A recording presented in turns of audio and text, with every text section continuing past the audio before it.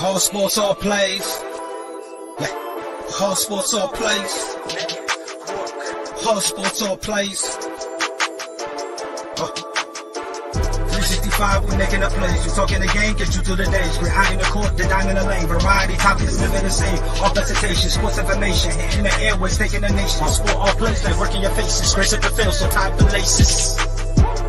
All sports, all plays.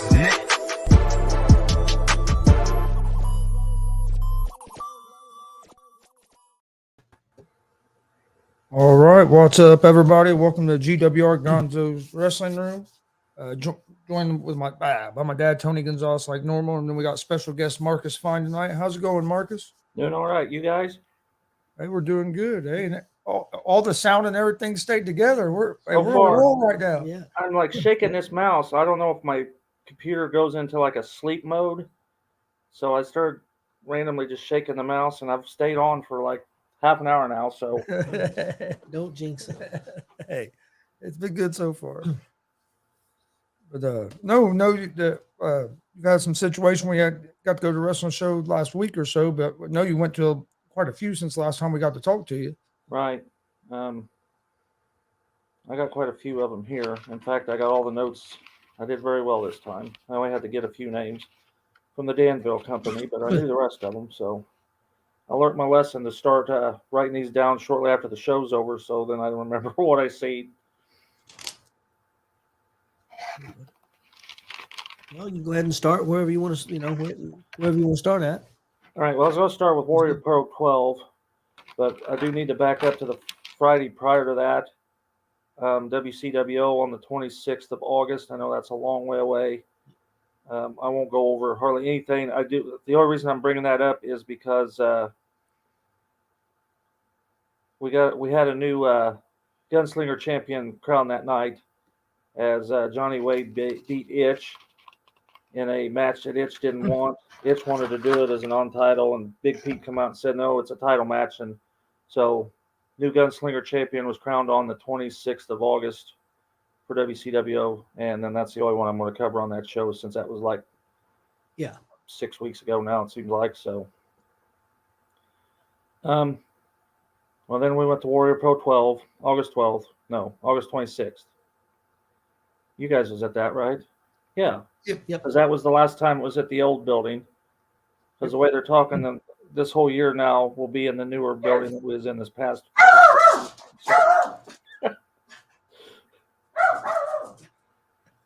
They I don't never think you're happy to hear that, but that's the way it is. But I'll bring these up. The preliminary match, Raiden Carter versus Casey Grim Santos. That was the opener before the actual show. Raiden beat Casey Grim Santos. And then they cut the promo between JB, Dutch Boy Platinum, and Logan Myers. If you remember, the show prior to this was the fair fight. And now Blake don't hold that title anymore.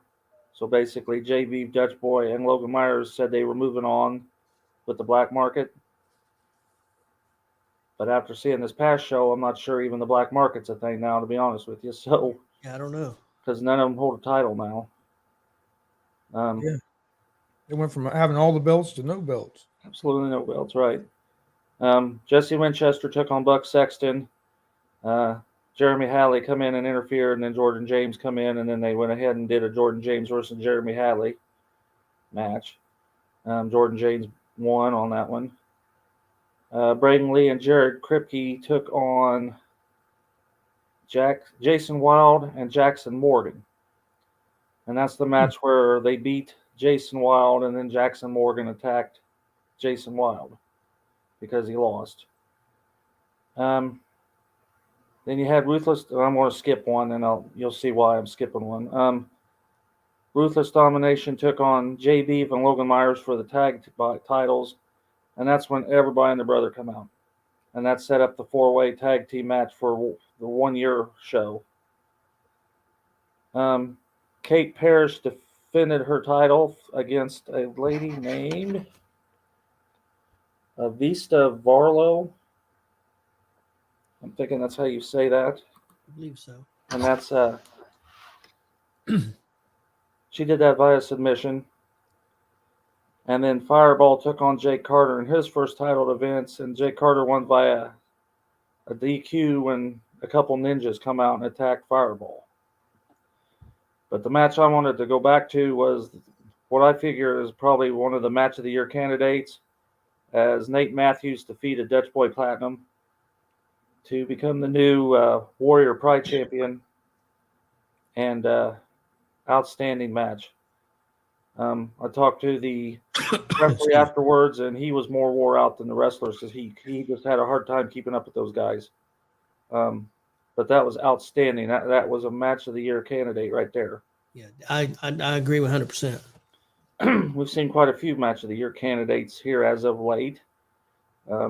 We can get into DCCW, even though we wasn't there, but we'll touch base on that here in a little bit. Okay. Okay, let's see. September 2nd. WCWO, Friday night. Vinny Vachetti defeated Hidari, had his feet on the ropes, and pinned him. This was Vinny's road to the championship, one of the hurdles he had to get past. So he pinned Hidari. Shorty P and M2P defeated Joey Owens, Pogo, and Jackson Morgan, and then Ruthless Domination and Scarecrow. That was hard to follow. That was a 3-on-3-on-3. I think that's the first time I ever seen a 3-on-3-on-3. But everybody else was fighting outside the ring, and Shorty P and M2P piled up on Jackson Morgan and made the pin because everybody else was fighting out on the ring. So he wasn't even paying attention. Let's see. Logan Myers defeated Big Rachel. Hello, Jason. How's it going, Jason? Hey, everybody out there. Luke Savage defeated Jay Beeve in a non-title match. Here's a good one. Itch, Baron Von Kane, and TJ Powers defeated the Highlight Reel and Jordan James. When I don't remember who pinned who. Well, I remember. I don't know who made the pin, but the pin was made on a fake Jordan James, and I actually think it was Dalton Love dressed as Jordan James. Really? Jordan James and them were all fighting on the outside, and then this guy rolled in there. They pinned him. The referee counted it, and he ran back out. Kind of like they did at one of them Halloween Havocs when Barry Windham was dressed as Sting. Yep. And I remember so that. That's the first day of flashback was. And so then Jordan James says, that guy wasn't even dressed the way I was. And, well, of course, they played that for 10 minutes. But I'm pretty sure it was Dalton Love because him and Jordan James kind of got the same hair thing going on. So I'm guessing that's who the pin was against. Johnny Wade defeated one of the Russian assassins. Even though the Russians kept swapping, which made no sense because, again, you had a referee who couldn't tell that one Russian was skinny, one Russian was kind of large. So you could have told that they swapped each other, but still Johnny Wade made the pin in a very long match. That went a little longer than it should have, but he was fighting two guys, so then it kind of made sense. Yeah. And then G.W.R defeated Dalton Love in a non-title match. Then it looks like we skipped a few weeks. Yeah, because then I went to WCWO on 9/16. I think Kelly got sick that week too. That was the beginning of this illness she had. Mm-hmm. And then she got better, and then it kind of come back. It's like one of the grandkids gave it to her. She got better, and then the grandkids, I think, gave it back to her. So she got the front end and the tail end of it. But so we missed a week in there, so I'm sure that's what that was. Okay, here we go. See, I'm remembering these as I read them. Dalton Love defeated Scarecrow by low blowing him. Shorty P. Okay, here you go. Jackson Morgan wasn't in the building that night. So Shorty P come out, and then this guy that looked like Jackson Morgan came out, but it ended up being T.S. Wiley, dressed in Jackson Morgan's. He had the hood, the pig mask, and all his gear on. It was another finger poke of doom. Okay. They walked around a few minutes, well, not even a few minutes, a few seconds. Shorty touched him. He went down, pin, done. So, Wiley. yeah, it was funny because Kelly figured it out right off because she knew he wasn't walking like Jackson does. So she knew it was. I wasn't paying attention evidently, but she knew it wasn't Jackson. She just doesn't know who it was, but she knew it wasn't Jackson. Ruthless Domination defeated Johnny Wade and Pogo. Vinny defeated Luke Savage with the help from Dalton Love. That was a non-title match. Yeah, it had to be, because Luke hadn't lost his belt yet. Dex and one of the highlight reel, I cannot remember who it was, defeated the Beaver Boys. And the reason it ended up being that, because the week we wasn't there, VIP crammed one of those highlight guys in the trunk of his car. I remember And seeing so a it was video. 2-on-3 the week before, the week we wasn't there. And so they went ahead and did that. Where am I at? And Dex and the highlight guy beat him. Logan Myers defeated the returning Jason Levi in a very good match. Jason Levi hadn't been there since Reggie suspended him months ago. And they didn't even act like that storyline. Just, here's Jason Levi. I'm probably the only one that remember, hey, you were suspended. But anyway, Split Rail. Have you seen that guy? Big, Yes. 300-plus pound guy. He took on, and I can't tell you what the guy's name was. It was a masked wrestler. I know who it was, but I don't know what his name went by. A quick squash, basically. And Itch versus the other highlight reel guy. Whoever he locked in the trunk is the guy that fought Itch. And the locker room unloaded, and of course everybody's running around. And then the main event was M2P, and they lost to Rachel and Hajari. So that's that one. Okay, then Saturday. Okay, 9/17, BMFX, our first BMFX show this year up in Lafayette. I was kind of surprised, but as I got to look, it's like, hey, we hadn't been to one of them yet. It was a tribute to Austin Fury, one of the start of that. They brought, I guess Brian Roberts has custody, I don't know what word you would use, of Austin's dog Lola. Lola used to live with Jared Kripke, but then of course he's getting ready to have a baby like really any time now. I don't know if you're following that, but Yep. I'm thinking before the weekend's over, Kripke will be a dad.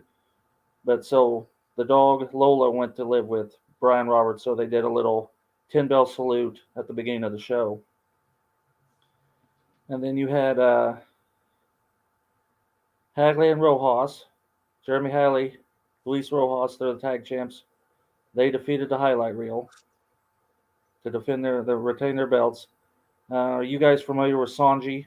Yes. Okay, he took on Joey Owens in a match I never thought I'd ever see. I just never thought you'd ever see them in the ring together, but it was outstanding. I bet. Yeah, and Joey pinned him. Bret Havoc defeated Dex Royal in a very decent match. And everybody at the beginning of the show, like the highlight reel, Joey Owens, Bret Havoc, Dex, they had that show down in Paragon. So they had to hurry up and get from where they're at down to Paragon for the show that actually was in the rain. We didn't go to that. Yeah. But if you'd seen anything, it rained from bell one till the bell was over, till the show was stopped. Yeah, we were They're supposed to go wrestling to in that the show. rain. But they made good timing down there because it wasn't like we wasn't even hardly home when I flipped it on. And there's Jordan James, like, man, he got down there quick. It's like, so they must have really hauled it to get from Lafayette down to Paragon. That's not a quick trip. No, it's not. So, anyway, Thunder Kitty, have you ever seen her? First time I'd ever seen her. Yep. I love the gimmick. 102-year-old lady, supposedly. Fantastic. She defeated Charlie Cruel. Pop-Tarts flying everywhere. I know Charlie Cruel does the Pop-Tart thing. And in fact, I have one in my collection now that was actually used during the match. But, yeah, they're throwing Pop-Tarts at each other. But Thunder Kitty won. Vinny defeated Justin Grooves. And then Justin Grooves unmasked, but I don't know if I should tell that because I don't know if DCCW knows who he is. Yes, they do because he unmasked at a different. Okay, so they do know it's show. Damian Black then. Yeah. Okay, I wasn't sure because after I watched what was going on from the Mick Foley's show, I didn't see him unmasked, so I thought, well, maybe I better not tell him who's under that hood. But he unhooded and then beat up Vinny. Yeah, he unmasked at the last J County show. The last time DCCW was a J Him County. and Gideon. You know who Gideon is from the BMFX? Anyway, they used to come out as the Groovin' Dudes. They were both masked. I can pull up a picture and send it to you from years ago. So he's reviving one of his old characters because Damian Black's had like 6. He was a wicked clown for a while, and Damian Black, he was in a minister's outfit, come out with an offering bowl at one time, come around with the guy that does the Shenanigans broadcast. Oh yeah. Oh, Scott. Yeah, Scott. He used to be his deacon. David was the minister. Scott was the deacon. They come around, try to get donations in the donation pot. Anyhow, Excalibur was supposed to take on Blake Money Wright, but Blake didn't show up. So Excalibur took on Jordan James. And I thought, okay, well, I really wanted to see Excalibur and Blake, but Excalibur and Jordan did very well. Very well. I wouldn't say it's a match of the year, but it was high up on the list. I was very impressed at how well Jordan done. And then Jared Kripke defended the BMFX title against some guy named Josh Morris, but I couldn't tell you. Yeah, That's the first time I'd ever seen him. We've seen him in Bloomington, Hot Sauce Morrison. Yeah, we've seen him before. Josh Morris? Yep. Yeah. That's the first I'd seen him. Yeah, he wrestled. Was he part of the 3-way there with? I think it was Morris, Kripke, and Storm. James Storm. We've seen in Bloomington about a year ago now. Okay, so what's Hoffman? What's Vinny thinking I'm missing here? All those. That's something. So anyhow, I'm missing something in his book, but couldn't tell you what it is. He'll have to tell me. So he's been giving me shit for a couple of weeks now. So Well, while he's probably talking about, you probably haven't got to yet. Yeah. well, I'm not to that yet, dude. That show hasn't happened yet. I've got to get to like 6 more. I know where he's going. Yeah. I think. But I'll hit it here in a minute. Okay, then we went back over to Danville, Illinois. New Version Wrestling. The David Hall's Memorial Show. Again, if you guys ever get a chance, they've only got one more to go this year. And then they'll take it off till the first of sometime next season. But Aaron Atlas defeated Tyler Scott. He was disqualified because Logan Couture come out and interfered. Because him and, well, here we go. You're laughing, so. I don't know. Here's of lately, they are all wins. So, he hasn't lost a match here in a while. Oh yeah, he's Oh, been there you pretty go, hot. Kelly. Stir up Vinny. He ain't gonna like you for that, but anyhow. Anyway, so Logan Couture come out, and then they started beating up on Tyler Scott, and then Alice Crawley made the save. And then a tag team called DC Black took on a team called Air Force One, which is a couple of luchador guys dressed in skirts, kind of hokey, but they were a squash team. You could tell they were a squash team. But Chris Halls, which is one of the promoters, he took on Mr. Broadway, and Mr. Broadway won. Mikkel Murphy defeated the Prodigy with feet on the ropes. And then what I would have thought was the main event, Logan Couture took on Alice Crawley. That could be main event anywhere. Logan had Aaron in her corner, and Alice had Tyler Scott in her corner, and Alice beat Logan, but I'm sure that's not over with yet. And then the main event was the David Hall's Memorial 21-person Royal Rumble, and Mr. Broadway won that. When I say person, because Alice and Logan was in it. The Mass Luchador tag team come out 2 different times. They came out as one person, so they both come out at the same time. Then they went back. They kind of Mick Foleyed it, and they changed out and came out again as another group. So it was pretty good. They do good work over there. All right. Now for the long show, and we knew this was going to be a long show. But the JICW Austin Fury Memorial Show. Let's see. They started out. Oh, they also had Shannon Moore on that show. Yep. And Shannon Moore did a seminar. And me and Excalibur actually was sitting there watching him because Excalibur says he knows, there's nothing he really could teach him. But anyhow, he did very well with the guys that he had. He probably had a dozen guys in the ring, teaching them moves and psychology and how not to overdo it and overwear yourself down. And here you go, Vinny. I'll go with what he said. Pick your spots. If it's not a huge show, don't be doing this stupid, aerobatic stuff that means nothing if it's not anything, if it's just a show. If it's not the end of a feud, if it's not a major card, then you don't need to be doing all that jumping around, flying through tables. He did very well. It was a very good seminar from what I've seen of it. So, And Shannon Moore would know. He's kind of like I've listened a lot to Billy Ray on Busted Open, and he gives people a hard time about doing spots. And he said, and people said, well, you used to do it. And he said, that's what I'm trying to tell you. When I was in the ECW and young, I did a lot of stuff that we did a lot of stuff we shouldn't be doing. Didn't need to be doing it. And as I got older and got around more experienced people like Terry Funk and other people like that, I realized you don't need 10 big bumps. You only need one. You only need only one, and you don't need to do a lot. If you know what you're doing in the ring and you know how to speak or you know how to get over, that's what matters, not the moves. And so yeah, and I'm sure because Shannon Moore used to fly around back in the early days. He even said that. So they learn, the moves. They're going to forget the moves. Well, just think how many years I can take off your career. Yeah, that's what he said. And like I said, me and Vinny was talking somewhat. It's like if it's not all matches are important, but if it's not like the culminating of a feud, if it's just you're A versus B for just a show, then you don't need to be doing 90% of that high risk because it makes no sense why you'd be doing that. And you're right. You take off. You risk injury. For what? Oh, I got hurt in just a so-and-so match. It's like it wasn't a supercar like, DCCW was, or it was just a normal match. You don't need to be doing that. Yeah. And he told him that because he was having some of them wrestle each other, and they're in there trying to impress him, basically.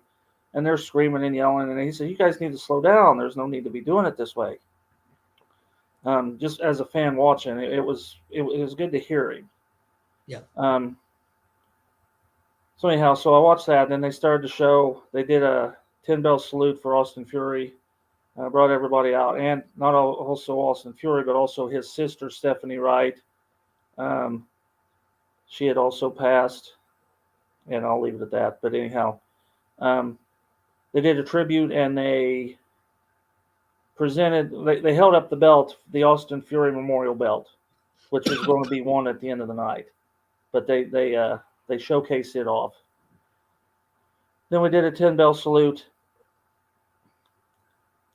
And I'm shaking my head because they did the only thing I didn't agree with is they did for the vacated ladies title, they had a lady wrestle a man for the vacated ladies title. And I'm shaking like, why did you even have to put that on the show? Yeah. That's the only problem I had was that you didn't even need that match. You had plenty of other matches. You could have just dealt with that later. You did not have to crown a ladies champion and then have a guy. But anyhow, so a lady named Carrie Jean Brody defeated Levi Motionless. And she became the new JICW ladies title holder. Then they did a battle royal. And King Fury, which is Austin Fury's brother, he won the battle royal and then automatically skyrocketed to the finals of the tournament. So whoever won the tournament or the brackets would take him on in the finals for that title. Okay, here we go with the breakdown. So you had Peter B. Beautiful defeated the the Dev. I later found out that the Dev is Peter B. Beautiful's son. They came in together, so I should have known something was up. They did draw blood. We seen it because of where we was sitting. That was one of the. See, I guess now we'll see who watches this because now I can tell secrets. But Yeah. Well, you know, Peter took the blade, set it on a table, and then the Dev come right up behind him and grabbed it, hit the floor. I mean, we're like, you can see it, and those guys get carried away. Let me ask you your opinion on that. For a tournament match and for the first match of the tournament, do you think you need blood? No. Again, that's another reason. No, that was first match of the tournament. Why would you do that? Yeah, I mean, It because makes no sense. I mean, now if you're doing that in the finals, yeah. Yeah, possibly, yeah. But yeah, there's no need to draw blood in the because Peter B. Beautiful pulled out a fork and started hitting him with it. Yeah. And then that because the other guy then had his hair down, but he had already done the damage. He'd already cut himself. But no, it made no sense. But if you go look at them, those guys are deathmatch wrestlers. Okay. So they thrive on this blood. So I guess they just thought they needed to bleed because then they had to bring one of the security guys and a mop and a bucket. I mean, they were mopping blood and wiping it all up. It's like first match of the night, well, basically the second match of the night, and they're already cleaning up a mess. So, then Sanji took on Scarecrow. Think about that one. That was really good. Yeah, I bet. Yeah. Sanji beat him. It was face versus face. They shook hands afterwards. Very clean match. Excalibur took on Tyler Bodine. I don't know if you've seen him. He plays it. He reminds me of like a Stan Hansen character. Not as aggressive as Stan Hansen was, but has the cowboy and brings out the cowbell and screams and yells. Kind of that same size too. But Excalibur beat him. See, I laugh when I see this stuff. And then Jared Kripke took on and defeated Shorty P. But the funny thing about Shorty P is Shorty P is now in the next show. Their next event will be in February, and Shorty P is taking on has a heavyweight title shot. So I'd like to see him put the belt on Shorty P, but I doubt they will. But at least one round, but I don't see it happening. So, but yeah, Shorty P's in the heavyweight title shot. So,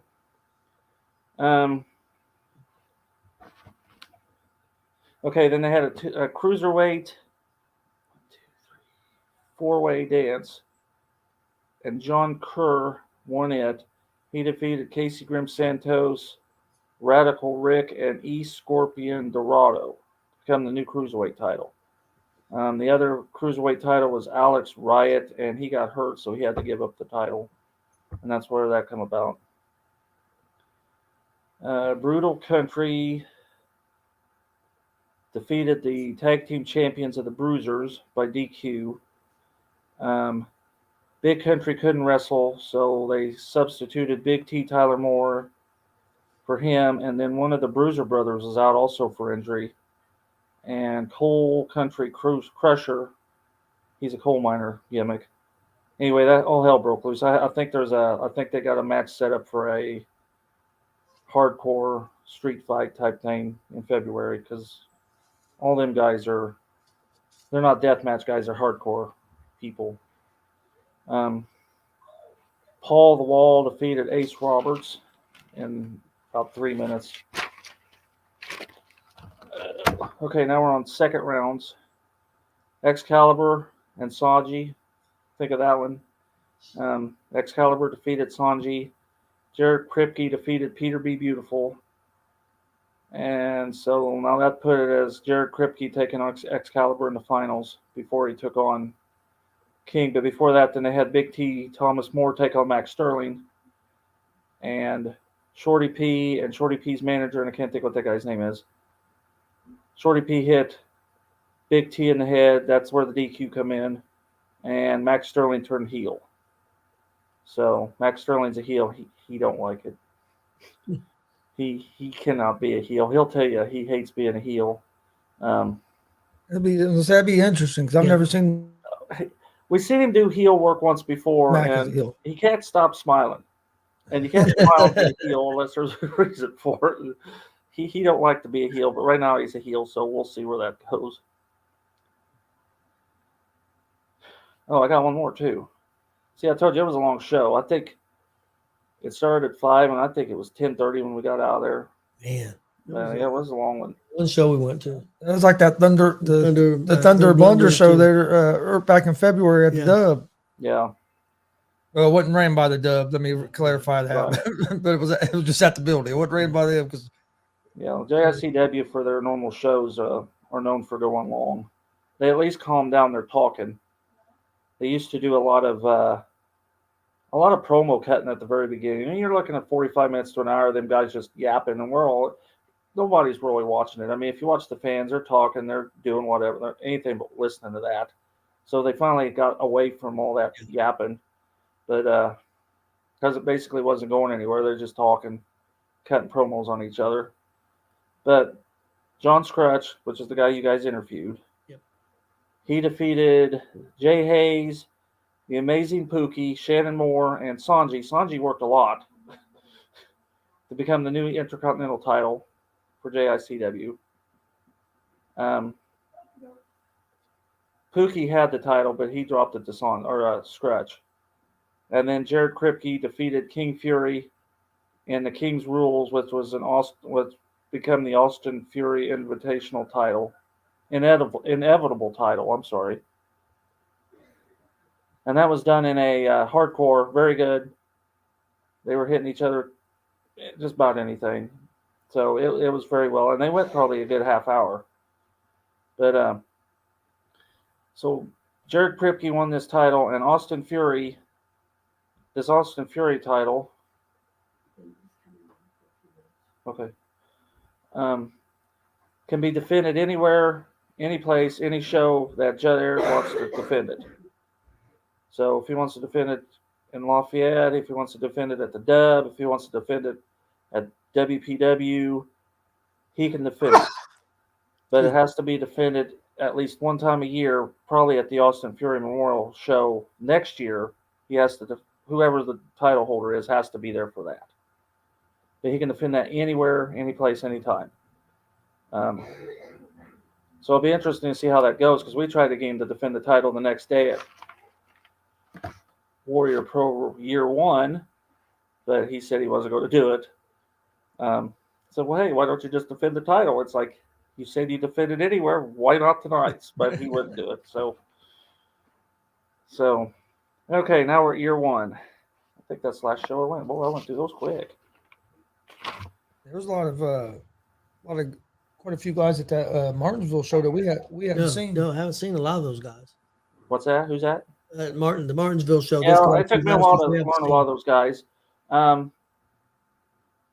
Most of them are pretty cool people.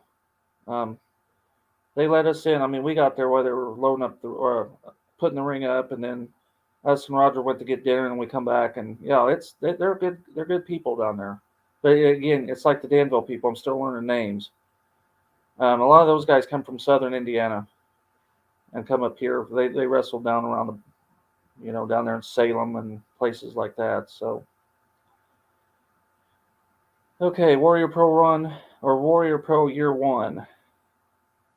New building. I like the new building. I don't know. Did you guys like the new building? Yeah, I liked it pretty well. It's a little easy. It's a little difficult to get in there. We had to park around back, and we just looked to see where all the cars was. And I said, "Well, go poke your head in there." Kelly looked at her and said, "So is there a wrestling ring set up in there?" She said, "Yeah, this is where we're at." It's like, okay. Yeah. So it's a good thing there was, because they had a wedding going on in the normal building. Yes, it did. If we poked our head in there, well, we did not match. No. We would have been out of place for that Yes. one. But okay, so Jeremy Hadley and Jesse Winchester, new tag team champions. They defeated Buck Sexton and Jordan James, Ruthless Domination, and the lone Logan Myers, because JB wasn't there. So Logan had to do it on his own. Buck and Jordan should have been the tag champs, but the referee didn't see Jordan throw Hagley out. So Hagley rolled back in there and threw Jordan out.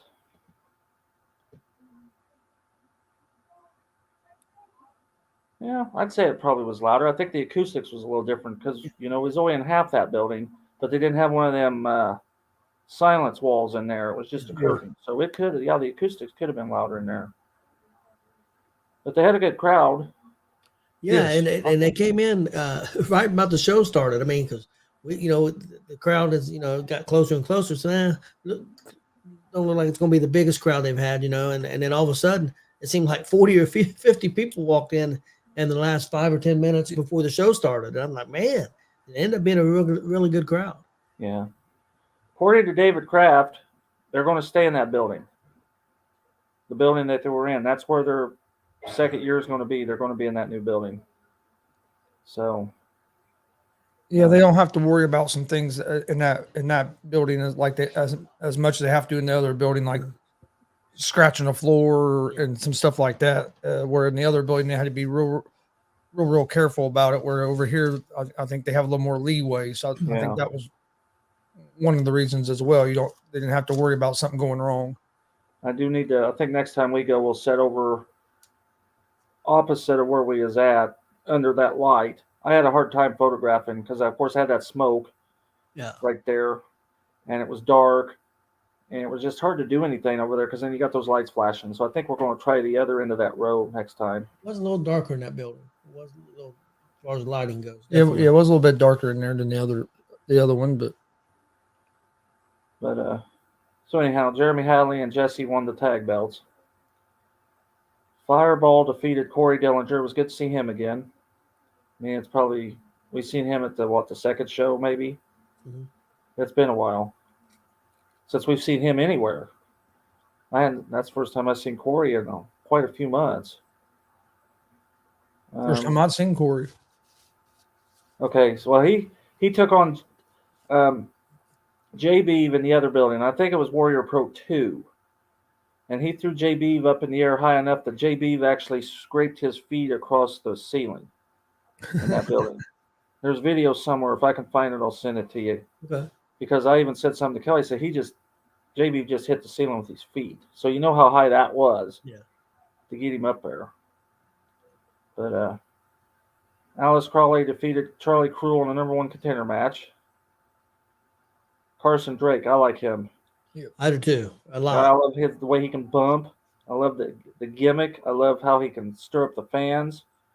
I like Carson Drake, and he beat Jared Kripke by a submission. But again, the same referee that crowned the new tag champs didn't see that Carson was holding on to the titles. And now we know why Jared didn't defend his title, but we didn't know that because he would have lost it. But Jackson Morgan defeated the Wild Misfits. I got that, I think, off Victoria's feed. That's Taylor Myers and Jason Wild. They were hiding under the ring. Yeah, for a long time. Yeah, them poor fellas. Yes. We seen them go under there. Yeah, I did too. And we thought it was going to be like the first or second match, and then intermission came. And oh God, those guys are still under that ring. I know they was there for a long time. So anyway, Jackson Morgan won, and we figured he'd win, but Nate Matthews defended his title against Logan Myers. That wasn't a bad match. Wasn't as good as Dutch Boy, but Logan did pretty good. Yeah, it was pretty good. And then Jake Carter took on Eric Dillinger, which could have gone very well if the Ninjas hadn't. Because Eric Dillinger, I'd like to see Eric Dillinger take on Nate Matthews, and they do that a lot down there in Terre Haute. Yep. So it'd be nice to see them come up and put that on at Warrior Pro sometime. So that was a pretty good show for year 1. And then that's all I have at shows I actually went to. Last Friday night, I don't know if you've seen it, but Vinny Vachetti, there you go, Vinny, became the he didn't. He became the Outlaw champion. He defeated Dex in a lumberjack strap match. 6 wrestlers, 6 fans. 6 fans had belts. Bruce McGar had a belt. Bruce told me that they came out at intermission, decided who the 6 people was going to get the belts. And they said that you cannot do what Bruce did at the last time they did this. If they're in the ring, you don't smack them. I guess Bruce was hitting because Vinny was in one of those matches before, and I guess Bruce was slapping them no matter where they were at. They were in the ring, outside the ring. Bruce was hitting them, and they told him basically, "You cannot do that." Now we didn't go to this one. Yeah. We seen it on feed. Making rules But because of Vinny Bruce. finally become the title holder. Dalton Love beat Luke Savage. He is now the territorial champion. Good move there. I think Dalton could do well. Luke, I don't have nothing against Luke. Don't get me wrong, but I think Dalton will do well with that belt. I agree. Yeah, both of them are doing really well, but yeah, I think Dalton can do really well with that belt. Well, they did, and then we're going. They're going to do a War Games, so this is the year you can see 2 of them, because DCW is doing a War Games. Yes. In the end of November. WCWO is doing War Games, I think, at the end of October. Okay. So those will be outside because they don't have the room to do it in that, but it'll be out back. That's what they're setting up for. So anybody that sees that, now I'll know who actually watches this, because I'll let that out of the bag. But I think we all knew it was coming, because Pete come out because after Vinny beat Dex, and everybody got to fighting with everybody, Big Pete come out and says, "Okay, you guys just started a war." So, yep, they call it the Bruce rule. You can't be hitting nobody. I made it to the rule book. You can't hit nobody unless you're inside the ring. That's what they told him. Can't do what Bruce did at the last show. Vinny posted pictures of what Bruce done to him. I'm guessing it was Bruce, because Bruce was going for blood. I mean, he was really swinging his belt. So, well, I remember pictures from last year. I've seen pictures of Vinny from last year. He was pretty marked up last year. Yeah, I told Vinny, I said, "I don't know why you do that." It's like, why do you let fans have?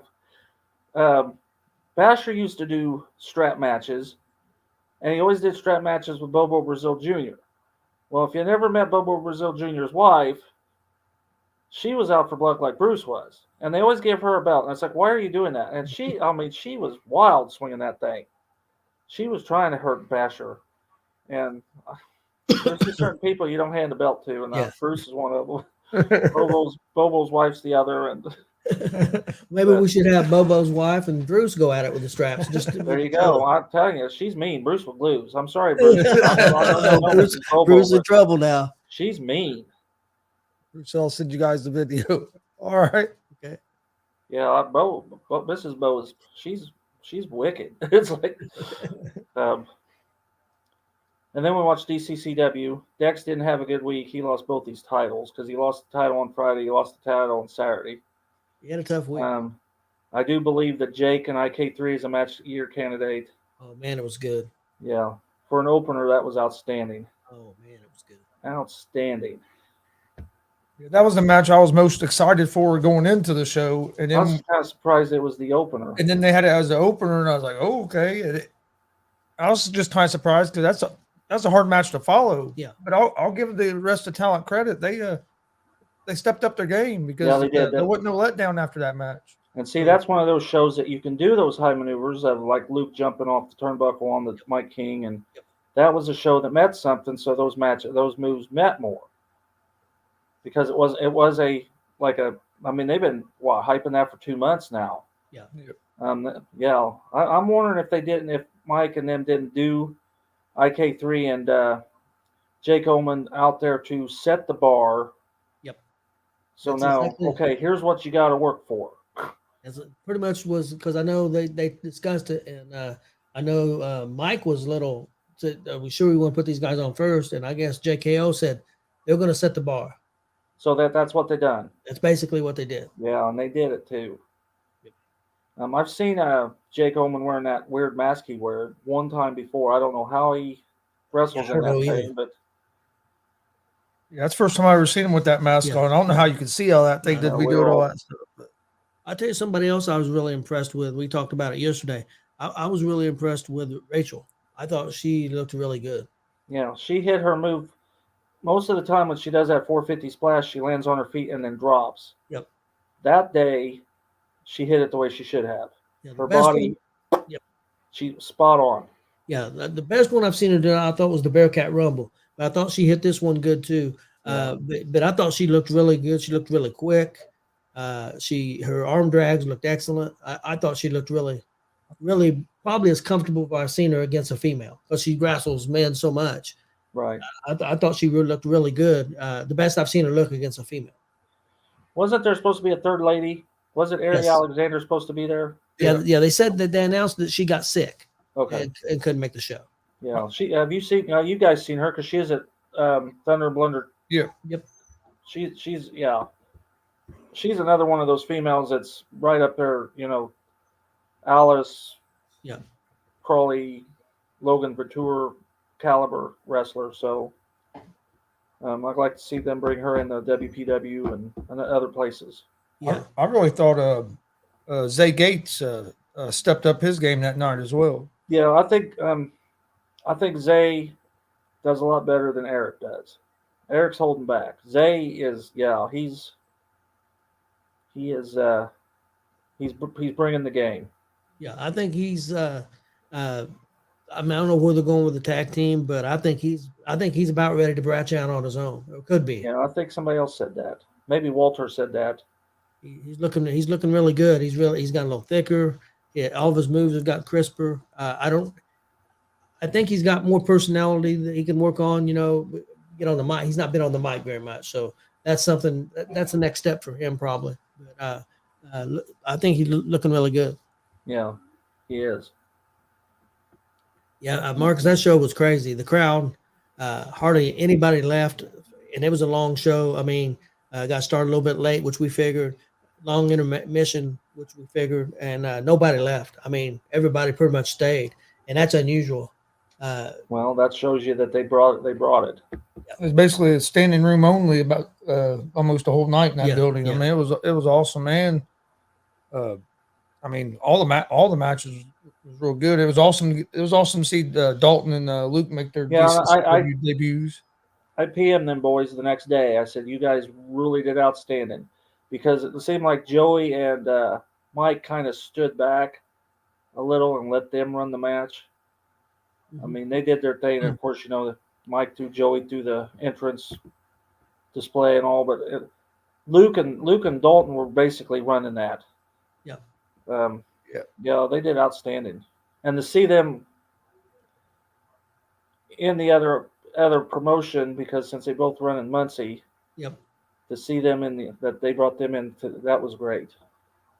Tell you what, Luke was laying them he laid those chair shots at Mike King when they were outside the ring there. Yeah, that was on the side where we was, and I tell you what, man, he was hitting them hard with that chair. Well, and then when he jumped off that turnbuckle off, that was outstanding too. Yeah. Oh yeah, that was a beautiful swanton bomb that hit off the top. They did very well because I know the promoter. I talked to the promoter hour or two before the show, and because we was there setting up and stuff, and he said I can't remember the exact amount, but I'm gonna say roughly they had sold about 250 pre-sale tickets, and they end up. I know they set up over 500 seats. And so they sold all those, and they were standing room only. So they sold another 250 tickets at the door. Wow! And so they did very well. Kelly and I was, you know the story behind the Boogeyman. He was supposed to be Tough Enough with the Miz. Okay. And if you go on the WWE network, pull up whatever the Tough Enough that Miz was in, at the very beginning, you will see the Boogeyman. Really? That he lied about his age and he was too old to do that, so he got DQ'd. They disqualified him from the tournament. But then they brought him in to do what he does. And Kelly and I was talking. I said, well, he only wrestled like 2 minutes.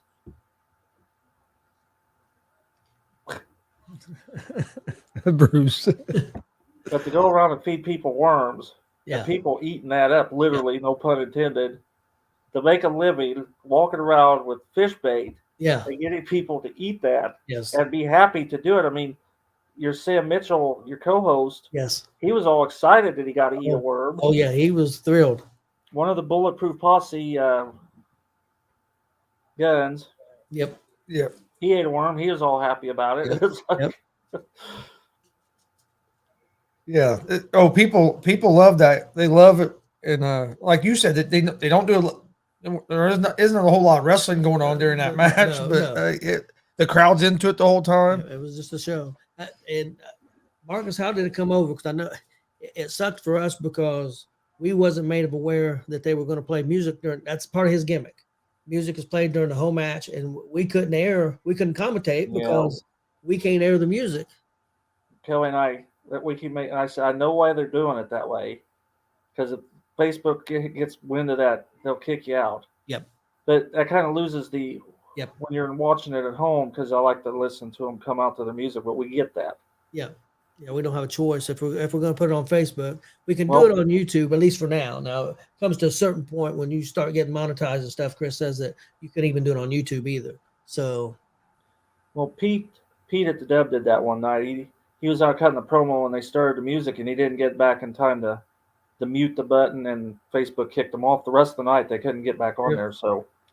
Yeah, that's what I was trying to tell the people that were at the computer that kept trying to hit the unmute button during the match. I'm like, don't touch that damn button again, dude. Yeah. You get my whole show kicked off for the night, I'm going to be mad. Yeah. I mean, it sucks. That's what I'm talking about. It sucks. Yeah, we can't do it. Sucks. But, I mean, right now we can do about it, man.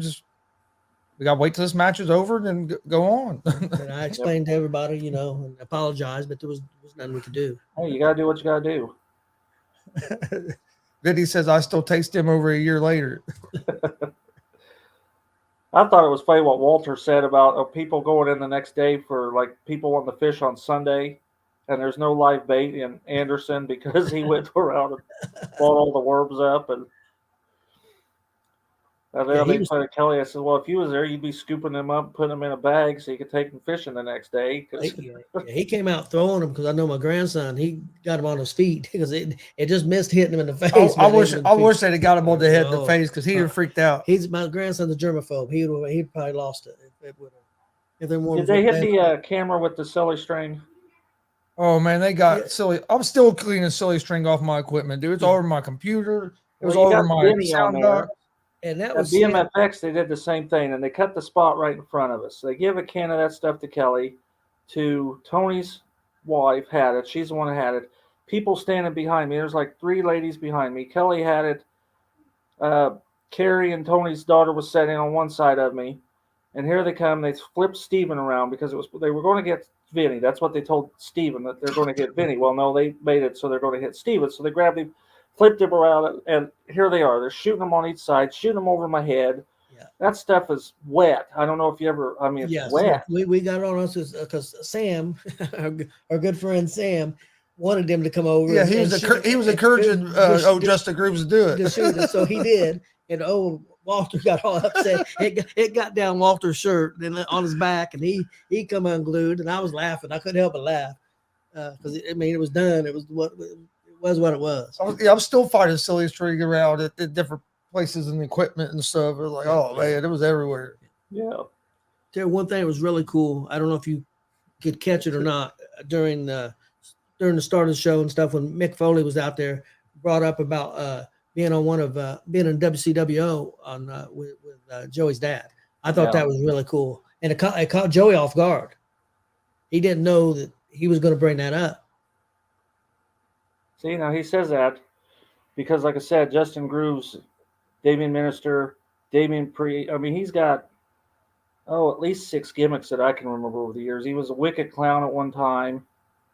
Damian Minister, Damian Black, CC Fischetti. I mean, he has a handful of gimmicks. So, and he says, "So what I hate the most." Well, somebody asked me, says, "Well, did you get that?" I said, "Well, if I known what they were going to do, I would have flipped my camera over to video because it would have been a good video to have all that stuff coming over the top of my head and all around me. But I didn't know that's what they had planned doing." Yeah, but I did think that was cool when Foley was talking about working with Don Basher. Yep. Yeah. I thought that was cool. Before I got with them because they said, what was that, 27 years ago? Yep. Yeah. So that would have put it in the 1990s.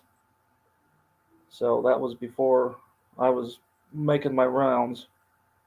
But I remember Basher talking because he talked about wrestling.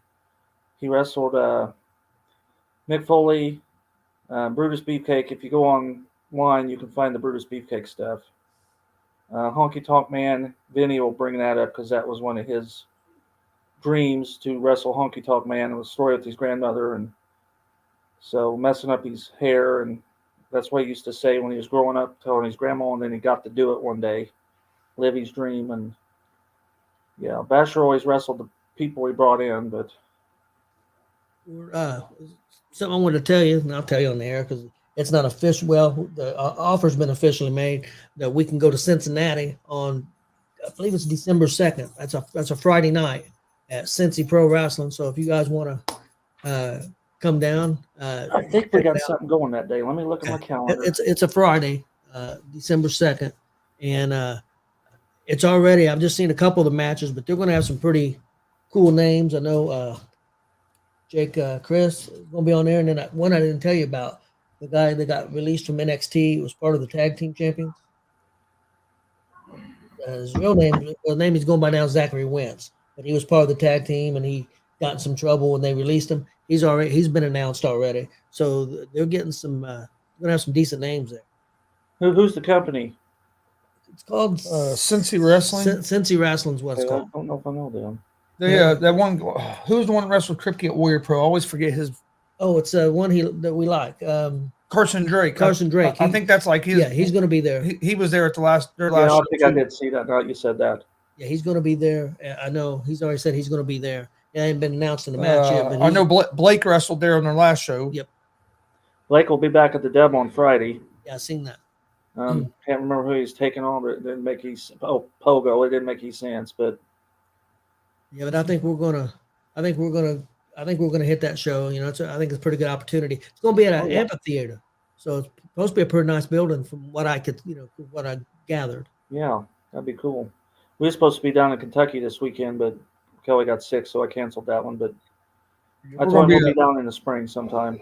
We'll be down Summit Pro this weekend on Sunday. They're in Greenfield. Yeah, we're not. She's feeling better, but we're taking another weekend off. Our goal is to be at AACW, so we got to get her well for that. Yeah. Oh yeah. Yeah. You which want is to a week miss from that now. show. So, have you been following any of that the drama going on there? Oh yeah. I'm supposed to be on Shooting with Shane in March. Part of season 3, episode 4. He's going to film it in March. We're supposed to go over to. He lives in Marion. I think he lives in Marion. We're supposed to go over there in Marion. I think he does live in Marion. Film Shooting with Shane. Okay. Oh yeah. Hey Shane, just to let you know, we're the real voice of independent wrestling. We're the ones that travel around and go to all the shows. Look at the logo, buddy. Yeah. Well, I have an interview Sunday the 16th with the guy out in Washington, the sign guy. It's a phone call. Turnbuckle Turmoil. I'm supposed to. It's his super fan month, and I'm the third one of the month. Okay, cool. So awesome. Everybody keeps trying to get me to go to. Are you coming to NGW? I said I got a phone interview that day. That thing's been set up for 2 months, so I can't. And I asked him. I said, "Well, is it live, or are you taping it?" And he said, "No, it's live." I said, "Okay," because if he's taping it, I would just move the time. Yeah. But yeah, we got Summit Pro this Saturday or this Sunday, Kokomo next Saturday, and then Warrior Pro the Sunday after that. Yep. Yeah, well, the Sunday of Warrior Pro is the day of the Danvilles for us. Yep. Hopefully Kelly will be well, because as soon as that Warrior Pro's over, about 8 or 9 of us are. I know Dallas, one of the. I can't say that, but Dallas was there. Will. Tyler Scott. See, there she goes. I need her. She's hearing me. Tyler Scott. He'll be there at Danville, Indiana. Cecil Cerveza, his wife, Alice and her mom, Kelly and I. As soon as that show's over, we're all getting in a car. Well, not the same car, but we're all. Yeah. And we're booking over to Danville to hit that show. And they're an hour behind us, so that kind of helped us out a little bit. This is a nice announcement that I didn't know till just now. Cool. I did. I didn't. I'm happy to hear it, buddy. That's awesome. So I'm glad to hear that. Yeah. Yeah. Marcus, are you going to try to make it for the War Games for DCCW? Oh yeah, we've already talked. Okay, cool. Because I've seen War Games with NGW. It's been I think it was 2014. And so and then to be able to maybe hit 2 of them this year. Oh yeah, I love War Games, and I try to hit that one up in October. and that's the Saturday after Thanksgiving, right? Yeah, it's 26th. 26th. Yeah, I think we're going to try to, depending on what the weather is. Snow will be here before you know it. Yeah, that's the day before Chris's birthday. Oh, your birthday's on the 27th? Yep. My mother's was on the 28th. Our grandson's is on the 18th. My father's is on the 8th. And we got a nephew whose birthday is on the 22nd. We got all kinds of family. Yeah, a lot of November birthdays. November. And our daughter-in-law's father's is on the 1st. So, yeah, we got a lot of. Yeah, August is a month in our family. We got a lot of family birthdays. Of birthdays in August in my family. But no, anything else? No, man. Hope Kelly's feeling better. That's the main thing. That's the most important thing. And then maybe we can. We think maybe part of it because she was fighting it about Wednesday before that weekend hit, and I really thought the weekend was scrapped because we was going to go to the Dub, JSCW, and Warrior Pro, and I really thought the whole weekend was shot. We canceled the Dub because of the dampness and the cold building. Because it got cold. And I woke up Saturday and said, "Well, how do you feel?" She said, "I'm good." I said, "Are you sure?" "Yeah." So we went. She was doing decently at Warrior Pro morning. But we think some of it was we sat so close to that smoke machines too. Yeah. That because it was a hard time getting home. She started that coughing and it was all she could do to stop. And we got home. She said, "Well, let me go lay down and see if it'll go away." I called my son and said, "Hey, you may need to take Kelly to the doctor, the hospital." And 5 minutes later, she called me in there. So she went in. It was probably 9:30, 10 o'clock Sunday night. They went ahead and admitted her that following morning because they were depending on whether she's going to Lafayette or staying in Frankfurt. They decided to keep her in Frankfurt. So she was in Frankfurt from Sunday night to Wednesday afternoon. So she's got to do these breathing treatments, and they put her back on prednisone, another round of it.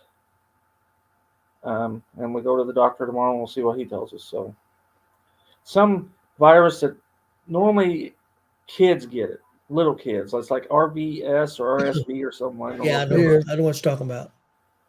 But the hospital said she's the third adult in the last year that's gotten this. And you just got to wait it out because it's a virus, so they can't give you antibiotics. Yeah. She's been at it for a good 2 weeks. But she said yesterday she felt pretty good, and the day she still has her cough, but it's getting better. So we're hoping by next Saturday we'll be in Kokomo.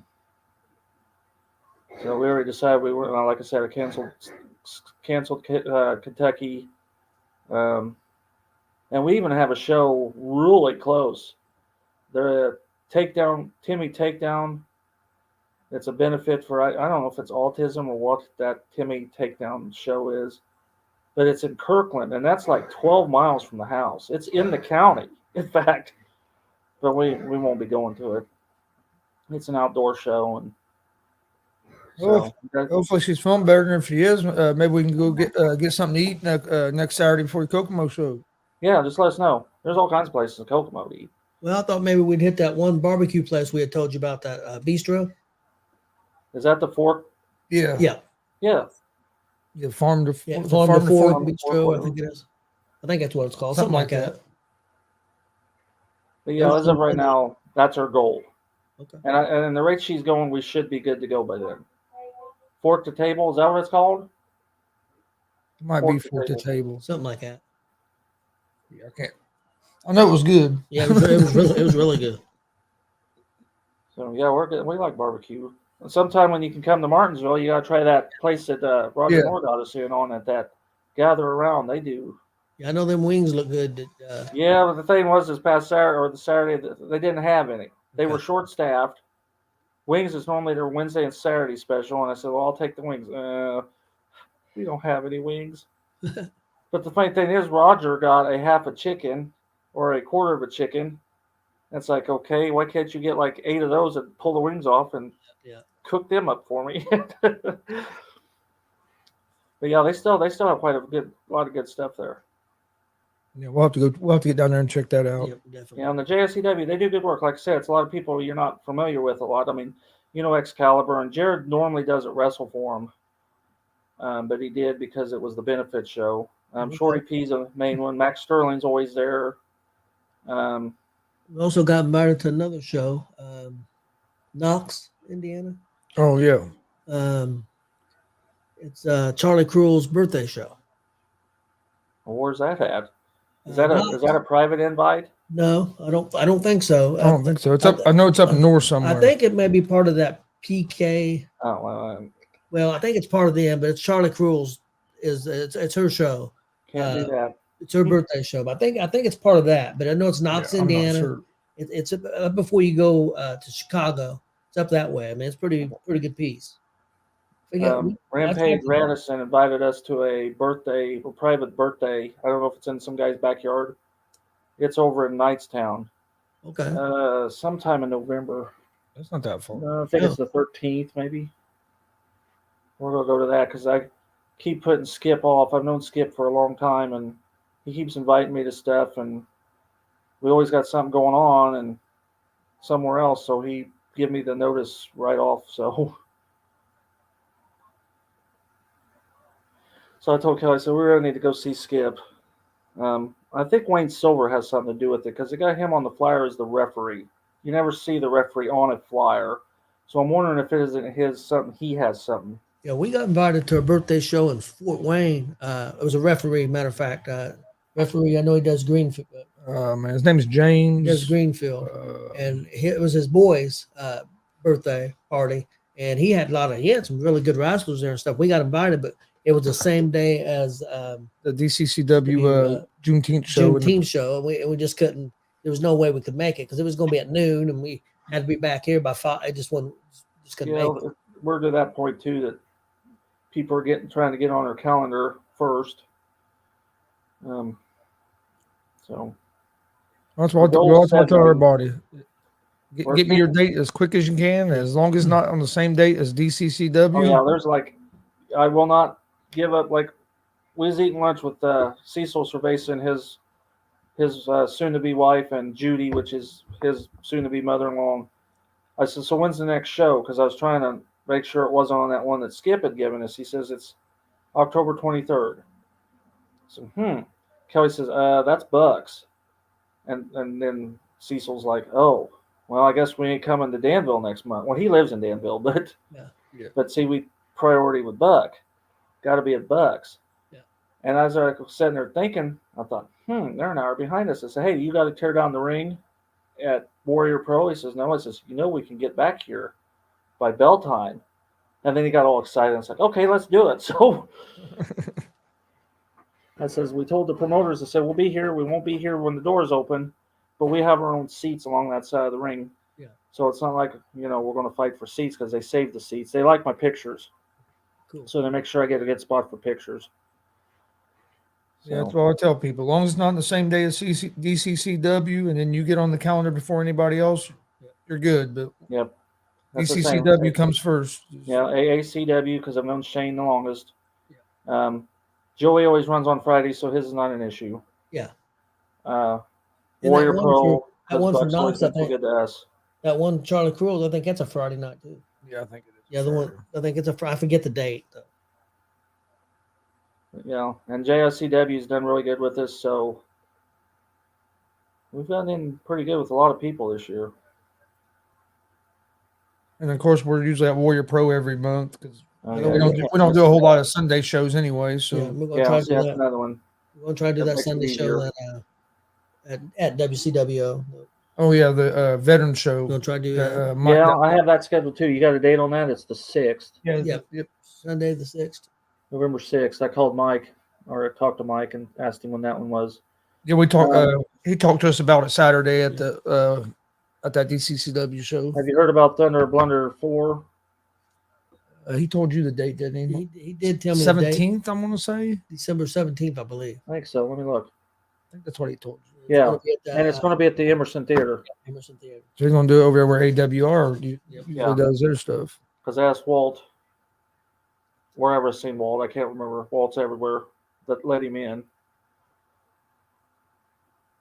I wonder how. I wonder how. I don't know. You wouldn't think it'd be that much cheaper to do it over there because you got, unless he's getting a deal on the ring and stuff over there. It's not cheaper. I was gonna say I didn't think it would He be. told me it was a little bit more than the dub. That's what Walter told me. He didn't give me a price, but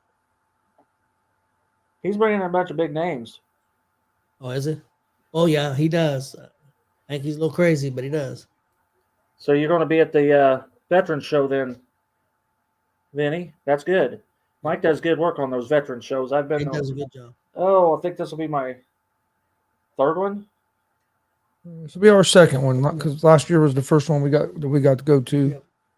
Yeah, Walter does pretty good work. He brings in some pretty decent names, and I love to hear him commentate. He gets a little carried away though, don't he? Sometimes. At times. He got a little carried away when G.W.R lost that championship. It wasn't carried away. He was he was really mad. He was legit upset when the King came out and won that belt, which Right, not the reaction they was trying to get. I could have choked old Walter. Yeah, he gets.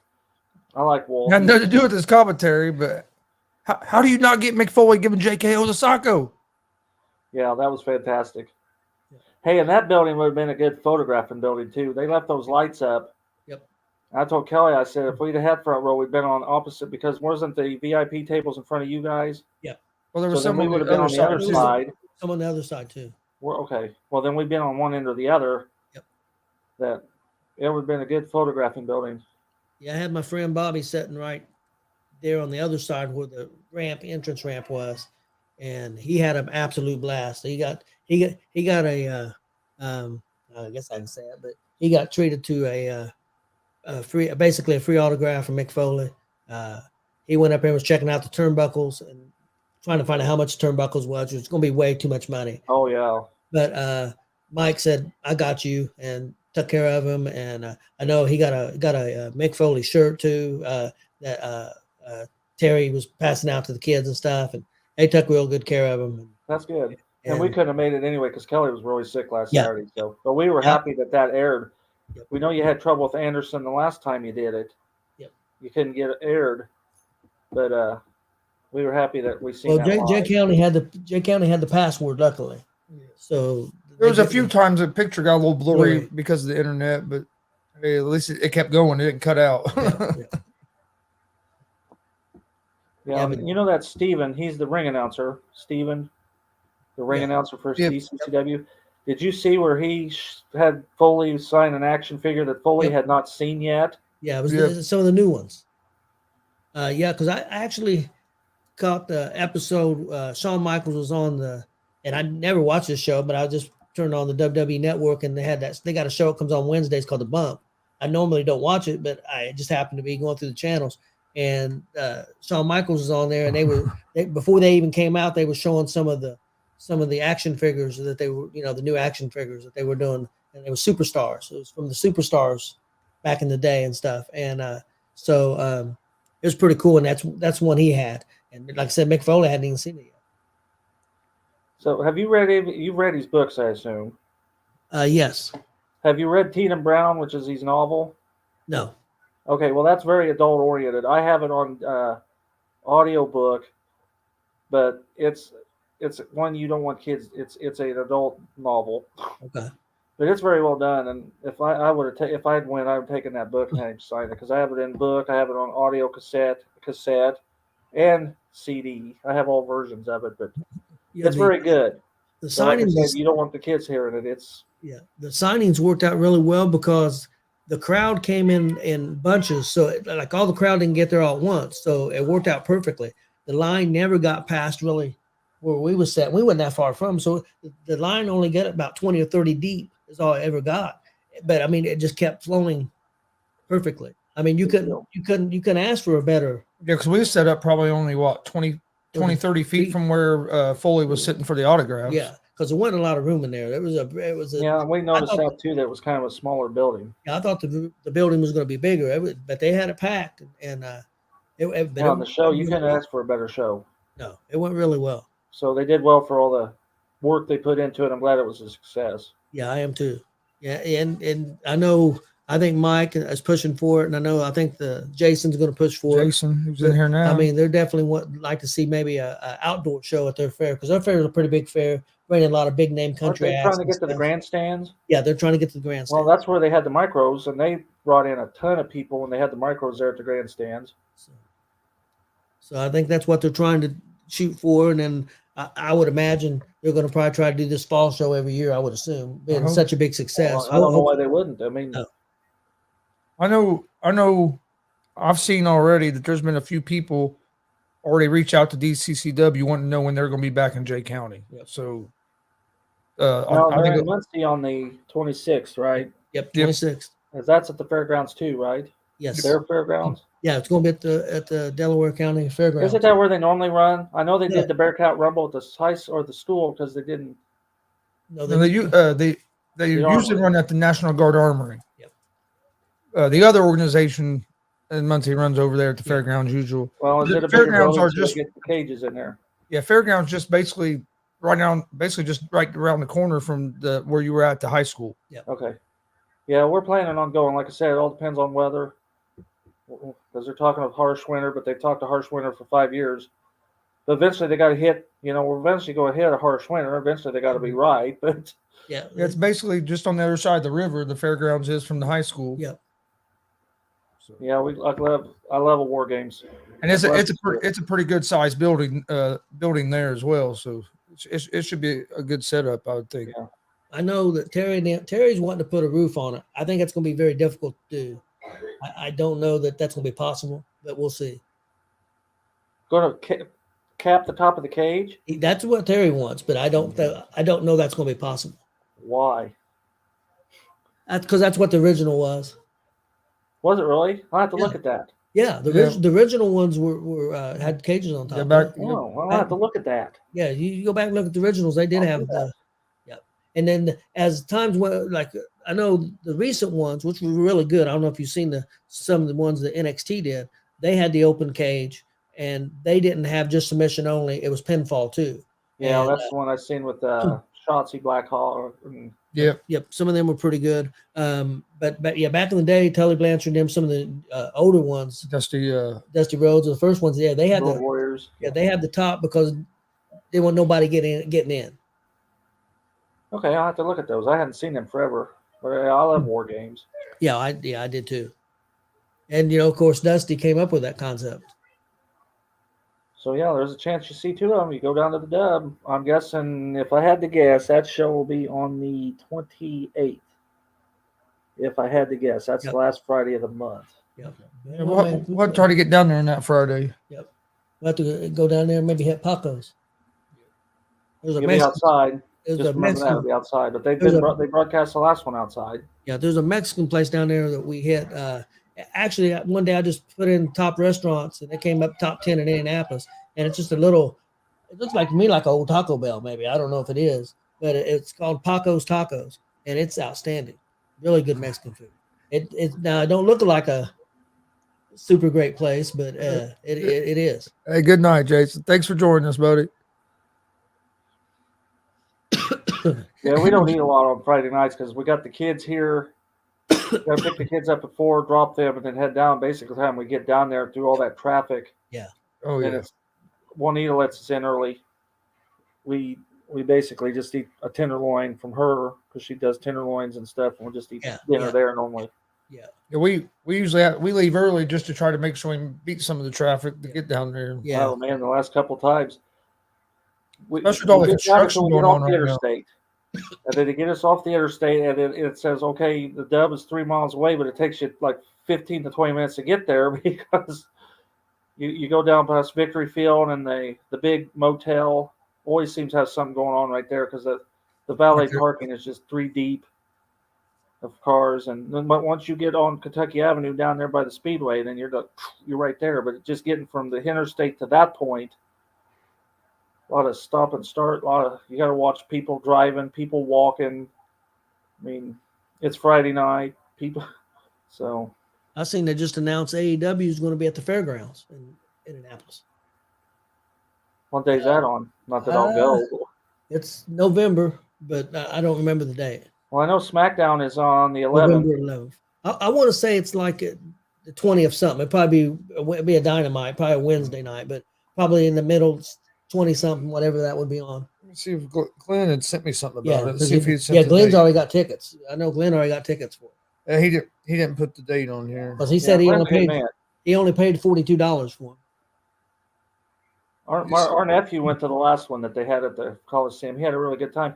He actually got to sit right next to Brody Balkins.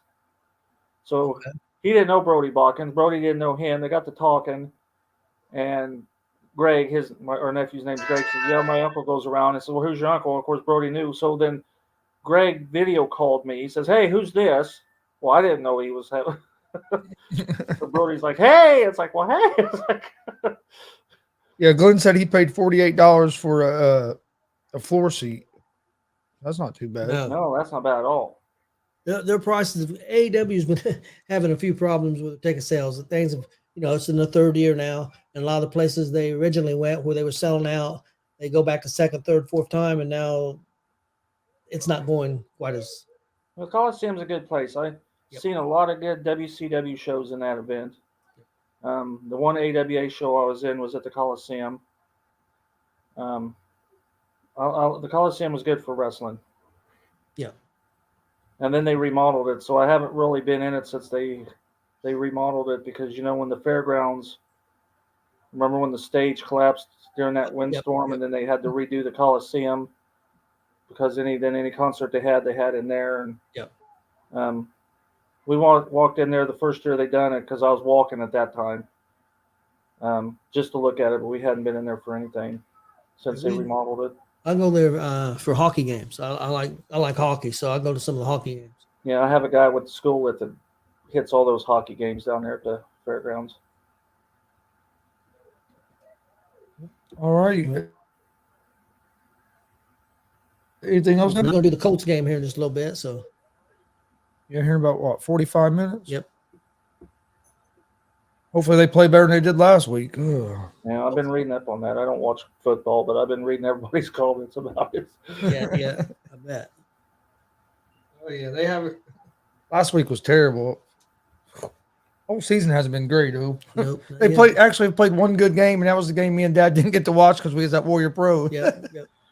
Are you guys going live when they're doing the pay-per-view this weekend? Yes. We may be on for that. Okay. Because, like I said, we ain't going nowhere, so it's okay. They got a pay-per-view. I'm really excited. Gonzo's was running their commentary during that. You may have me on that day. Okay. Yeah, I'm excited for that because it's Extreme Rules, and it's all the matches are going to be Extreme Rule matches. All got stipulations. Well, good. I'm hoping it's better than what was it, Hell in the Cell, and they only had one Hell in the Cell. Yeah. So thank goodness that they're going to go with the name of. Yeah, they got a lot of. They've got a strap match. They've got a I Quit match. They've got extreme. All the matches have stipulations. All of them got stories coming into them too. Got Edge and Finn Balor in an I Quit match. I mean, and that story's been going on for a few months now. So it's and the other thing, I'll probably be on with you that night. It was pretty cool because even though Finn Balor and Edge have never wrestled each other ever, they've never wrestled each other, but the feud between the Judgment Day, which is a group that Finn's with, and Edge has been going on now for 2 or 3 months. So it still makes sense, even though it's the first time they're wrestling, to be an I Quit match. So it's pretty cool. Yeah. I'm looking watching forward a lot of Saturday night main events. Yeah. I have all them on tape. Yep. I miss those because they're on VHS. But they just Uncle Elmer just got married 40 years ago. I have that from the night it aired. Yeah, I watch them. I watch them on the network all the time. And that was when I remember that episode, Roddy Piper coming out and everything. Yep. As a matter of fact, it debuts tomorrow. WWE Network and Peacock, they have a show comes out every week or two called This Is Awesome. And this episode is going to be about weddings. So, and they're going to show all the weddings that's happened, in WCW and everything, and WWE and, all the weddings. Wow. Did you watch the first episode of the Territories from Memphis? I have not seen that yet. Oh, my goodness. You got to watch that. I will. I heard it was great. Oh, my goodness. It's like a round table. Jeff Jarrett, the King, Jerry Jarrett. It was on Memphis. Yeah. Oh man, telling stories. Jimmy Hart. Oh, you got to hear. I'm not going to run it. Yeah. I heard it was really watch good. I heard it was really good, and I know that they're going to do another Memphis one because it's going to be about Jerry Lawler and Andy Kaufman. That's going to be one of the See, episodes coming and up. some of that could have happened in the WPW ring because that Yeah, was in could have. Memphis. So I'm not saying all that storyline went in that ring, but Kaufman could have been in that ring at one time. It could have been. Yeah. Yeah, you need to watch that. That was really good. Yeah, I'm gonna look it up on my TV. And if you go on YouTube and pull up Tales of the Territories, there's like a bunch of little spots. You need to watch some of those. I mean, they were put out like 4 or 5 years ago. I don't know if an independent guy wrote them, or yeah, you need to watch some of those. That's some pretty interesting stuff. Well, it was the Rock's part of that. Yeah, Just Tell the Territories, and that Brian Gerwitz, who used to write for WWE, because they're partners in a lot of this stuff, and they had a lot to do with that. I know they showed some previews to. They're going to have Abdullah the Butcher, Medusa Michelli, David Schultz. He's the one that smacked John Stossel. I remember I'm that. sure that's what they're going to cover that one time where he smacked John Stossel. Schultz was a heck of a heel. Of course, that ruined his career when he smacked John Stossel, but Yeah, and see, I have that on VHS tape the night it aired. 9 fumbles. Matt Ryan leads the NFL with 9 fumbles. yeah. Wow. Ooh. Oh, football's frustrating for me this year, especially when since I'm on this other sports network now. Because most of these guys are not Colts fans, so They're from all over. because they're all from other states, so that they're always giving it to me about how bad the Colts are. A lot of them guys are in other states, but they're other fans. Yeah. I mean, because they don't necessarily may have grew up in New England, but they live somewhere else now. But they're New England fans, or they live in Georgia, and but their main place is Texas, so it's kind of weird. Like I'm totally opposite. I root for all the Indiana teams. Yeah. Even though it's painful. Hey, Vinny. Sometimes I agree with you. Yeah. Sometimes it really does feel like that. No, I'm glad Vinny's going to be a Warrior Pro. Yeah. We're looking come forward on to now, the Rams, Vinny. So I remember when he was double champion. So if you look through some of my pictures, you'll see when he was double champion. Vinny had to help pick me up on Saturday. Yeah, Chris fell, and me and Vinny had to pick him up before the show. Trying to get stuff set up and walk without my cane. That was my own fault, but I just went. Yeah, I was talking to my grandson, looked over, and Chris is hitting the ground. I said, "What are you doing?"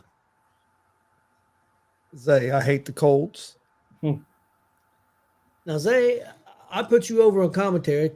I did too, buddy. I did too. But you can badmouth the Colts if you want to, because I'm not a football person. Hey, that video, that clip I made of you doing that frog splash, it's done real good. Yep. And the video with that one of Dalton Love doing the elbow drops done good. Well, Rachel doing her, Rachel. Those spots were hit spot on. Yep. All night long. Yeah, the show, everything. I mean, like you said, all the performers stepped up. So, and that's what you want. Yeah, it was fantastic. I'm so glad that aired when it did, and that we got to see it live. And because I told Kelly, I said, well, if we don't see it live, I got to see it on Facebook, because then people are going to start commenting. And that's one I want to watch and see it first before I read the comments. So I'm glad you guys aired right. Yeah, and we shouldn't have no problem on Sunday, usually, because at Summit Pro we usually don't have no problem there. They usually have pretty good internet. Yeah, usually. Yeah. Well, let's see what is that. You got Alice taking on that. Oh, can't remember what that lady's name is. They wrestled once before. Blair Onyx. Yep. Yeah. And Onyx got the win last time with the help of when Adele Patrick's, I think, came out and distracted Crowley, if I remember correctly. I think so. Yeah. I think that's the last show we went to. Zay is so little, it's a tadpole splash. Vinny giving old Zay a hard time. Vinny's a veteran enough to hard time. I've known Vinny a long time. Vinny, he can mouth off because he can back it up. That's true. Him and his Vader smash. That's what I call him. I don't know if that's what he calls him. he gets him in the corner and starts wailing on him. That's what Vader used to do. Yep. Get in there and just start beating the shit out of him when they get him in that corner. And Vader's one of the most underrated big men ever. well, you know he passed away, didn't you? Yeah. Yeah. He was great, man. He was really good. Yeah, he was. And I seen Bundy. He was in one of these main events I just seen, and he wrestled Dice Man in Kokomo at one time. Really? And if you go online, you can see that match is online somewhere where he wrestled Dice Man, Ronnie Vegas, and King Kong Bundy. I got Logan Myers in here jumping off Eddie. Well, no, Vinny did try to climb the top rope. Everybody's making that statement when he was trying to get on that top rope Friday. So, Chris, wasn't Austin afraid of King Kong Bundy? Didn't you guys go to a show? I don't think I went to that one. You guys went to a show, and Yeah, he won I bought raffle tickets, and the winners of the raffle got to get in the ring, get their picture taken with Bundy. My son was like, although he's probably 4 or 5, 3 or 4 at that time, and he only weighed like 20 pounds. Yeah, he was little. He wouldn't get in the ring with him. He looked at me and said, "No." He looked at Bundy and said, "No way." there used to be the Golden Corral's now closed in Kokomo, but there used to be a signed Bundy. He must have eaten in there the night he was in Kokomo, and they had a signed picture to Golden Corral from King Kong Bundy hanging on the wall in there. Yeah, he wouldn't get that ring for nothing. Nope. I'd have given the raffle ticket to somebody. Yeah. I think he wouldn't do it. Yeah, that's another one of them crazy. Bundy was the main event in WrestleMania 2, but then WrestleMania 3 he was tagging with midgets against Hillbilly Jim and midgets. It's like Warndorf was main event at WrestleMania 1 and then was in the opener on WrestleMania 2. It's just weird how they. Yeah. Me and Cecil Cerveza was talking about that the other day about WrestleMania 2 is probably the worst WrestleMania they ever had. And had to bring all the Chicago Bears in for that battle royal because everybody else was all over the country. And Oh yeah. Mr. T and Piper. Yep. And Piper hated working with T. Yeah, and then they did him in WrestleMania 2 in that boxing match. Yep. Yeah, and then he ended up just had enough and just body slammed him, and that was the end of it. But what did you think about Antonio Inoki passing away? well, he was almost 80, so Yeah. I mean, he lived a long life and very instrumental in a lot of They give a lot of careers. I didn't realize how much in mixed martial arts how heavy influenced, because a lot of people came out from mixed martial arts and not just pro wrestlers talked about how big of an influence he was in mixed martial arts, and I didn't realize that. Yeah, he was. I think Hogan wrestled him a bunch of times in the early '80s. Yep.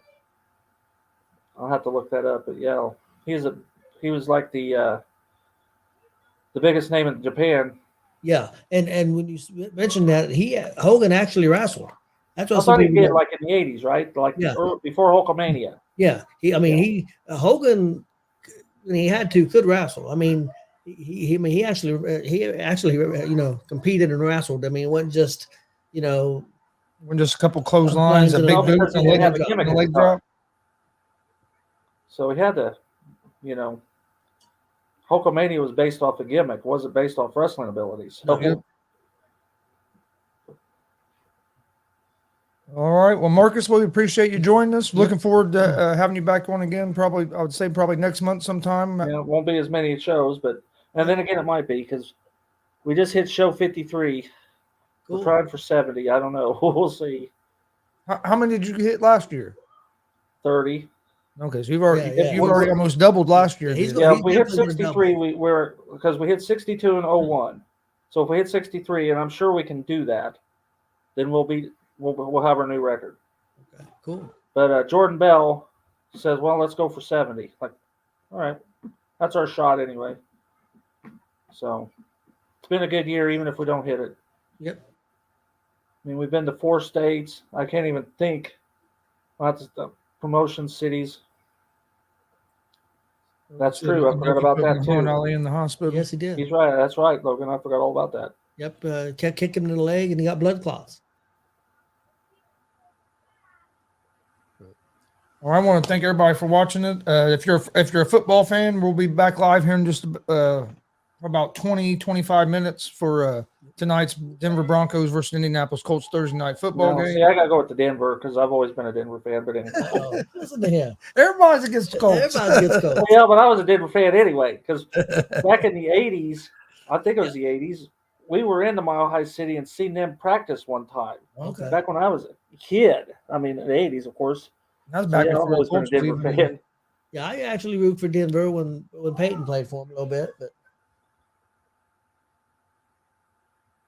They weren't a Peyton Manning fan, but because I know, like even you said, when you were younger, you were a Bears fan Yeah, I because was the a Colts Bears wasn't fan. in Yeah, I Indianapolis. was So a I know a Bears lot of people that are Bears fans and stuff like that or Bengals fans because we Yeah, didn't have the See, Colts back I then. guess I've been before the Colts because they came in '84. I remember that was overnight. Here they are. Yep. Hello, here we are. snuck in. Read the story on that. Yeah, that's crazy. Yeah, that's a I crazy. mean, like I said, I'm not a football fan. I could care less about it. But you read the story about the Colts and coming out Oh, of yeah. Baltimore to Indy overnight with Yeah. all them semis. Yeah, that's a heck of a story. That's a crazy I story. think they did a 30 for 30 on that, didn't they? ESPN. Yep, they did. You go to Crown Hill in Indianapolis and you get up on top of the hill, you'll see Irsay's buried up there. He's got a big Colts horseshoe on his grave. You can't miss it. It's right there at the Okay. top of the hill. But All right. Well, like I said, thanks for joining us, I'll say Marcus. I could talk all night, so you got to just cut me off If here. we don't- So. Oh, you're fine. If we don't talk to you before then, I'm sure we'll see you here in maybe a couple weeks at Warrior Pro. Well, Well, hopefully Oh, Kokomo ACW. next week. Kokomo next week. Or Yeah, not this well, weekend, but next weekend. If I have it set up with my son that if Kelly can't do it as of right now, he will bring me over. So I have a backup. But Kelly should be good because she's getting better. So and we got 10 more days. So might hear from him tomorrow, Saturday night, maybe. Yeah. yeah, Extreme I Rules. think I'm going to fire up the computer and watch along with you guys. Okay, cool. Especially since it's extreme. I like extreme. Like I said, you keep the glass out of it. You hit it, Bruce McGar on a belt. I ate it up. I don't know why Vinny would have let him do that, but. But Yeah, I had watch that that. move. Bruce in that belt, he wasn't holding nothing back. No, Vinny's a tough guy, but nobody ever said he was super smart. So. Oh yeah, I like video. Just look at his face. Look at Bruce's face when you watch that. You could tell he's going for gold. Oh, Yeah, he said he was going to send us the video of it, Yeah, so yeah. I'll be watching that later tonight. yeah. All right. Well, appreciate everybody watching. We will see you guys here in just a little bit with the Colts football action. I shouldn't say game because we can't show the game live, Yeah. but we'll be talking about it. And then we'll see you guys Sunday with some more wrestling for Summit Pro. Yeah, I'll probably be on for that. Saturday. too. Saturday night. Saturday night for Extreme Rules. Sunday we'll have live independent pro wrestling. Yeah, I should be on for both. Okay. Well, Marcus, have a good night. You too, guys. Thank you. You're welcome. We'll see you guys later. All sports, all plays. Yeah. All sports, all plays. All sports, all plays. 365, we making the plays. You talking the game, get you through the days. We're high in the court, the dime in the lane. Variety topics, living the same. All presentation, sports information. Hitting the airways, taking the nation. All sport, all plays, like working your faces. Grace up the field, so tie the laces. All sports, all plays.